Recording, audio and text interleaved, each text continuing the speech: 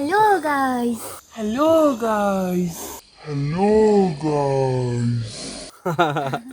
আমরা গতকালকে রাতে এতই ক্লান্ত ছিলাম, ওই মূল শহর থেকে ফিরে আমরা এসেই ঘুমিয়ে যাই।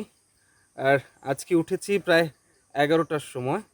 এখন আমরা 10:30। হ্যাঁ 10:30। এখন আমরা নাস্তা করতে যাব।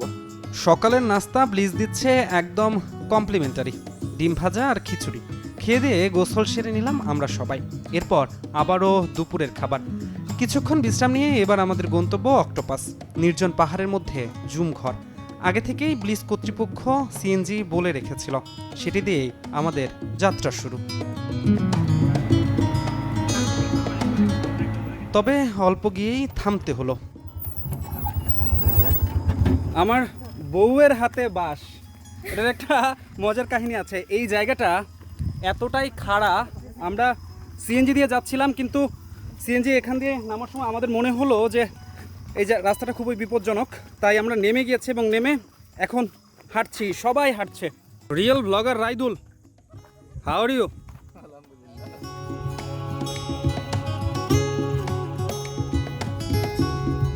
আবার সিএনজি। আরও 20 মিনিট চলার পর থামলো এটিও।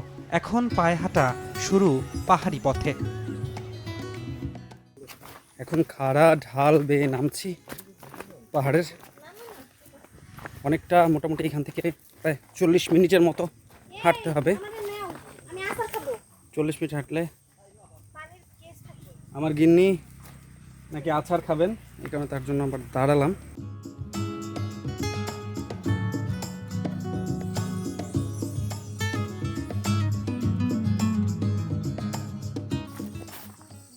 সাঙ্গপাঙ্গ বাহিনী নিয়ে প্রায় 20 মিনিট ধরে হাঁটছি। আমার পিছনে যারা ছিল সবাই অনেকটা পেছনে পড়ে গেছে। আসলে জায়গাটা এতই সুন্দর যে ক্লান্ত হলেও ক্লান্তি লাগছে না, আবার একটু ভয় ভয় লাগছে। আচ্ছা, দেখা হচ্ছে একটু পর।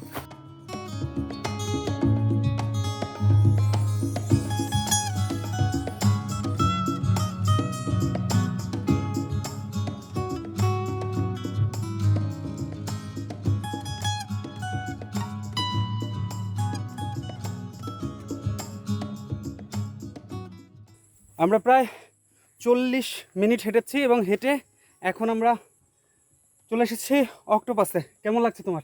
দুর্দান্ত, অনেক সুন্দর, বাট অনেক গরম।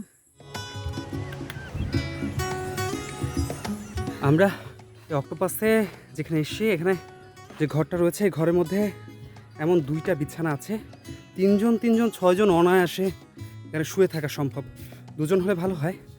আর এই জায়গায় একটা বিছানা আছে, এই বিছানাতে আরও 3জন থাকা সম্ভব। একটা সিঁড়ি গেছে, এখানেও শোয়ার জায়গা আছে, ইচ্ছে করলে যে কেউ শুতে পারবে। কাজ চলছে এখনও। আর এটা একটা ওয়াশরুম। আর এখানে যদি আরেকটা ব্যাপার দেখাই, সবচেয়ে সুন্দর এই যে এটাই সারপ্রাইজ। এখান থেকে চারিদিকটা অসাধারণ লাগে, অসাধারণ।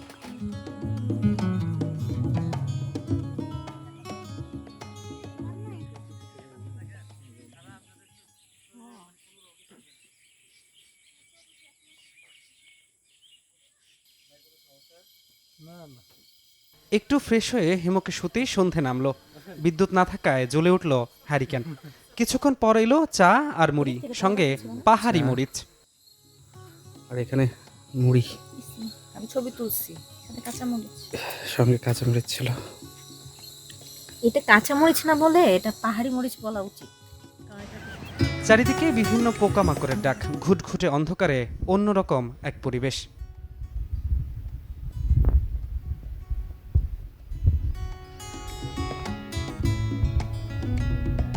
পোকামাকড় থেকে বাঁচতে রাতে ছোট্ট একটা ক্যাম্প ফায়ার হলো। ক্লান্ত শরীর খানিক হলেও ফিরে পেল জীবনী শক্তি।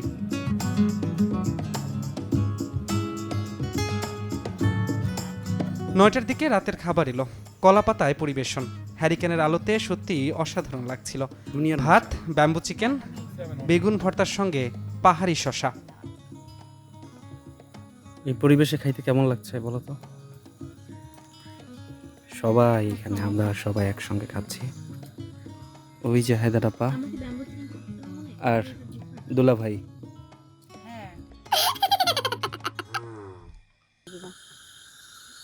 আজকে আমাদের খাওয়া দাওয়া শেষ, আমরা এখন ঘরে গিয়ে শুয়ে পড়ব। তো আগামীকাল সকালের জন্য অপেক্ষা করছি। আশা করি আগামীকাল সকালটা অসাধারণ হতে চলেছে, আপনাদেরও দেখাবো। আজকের মতো টাটা।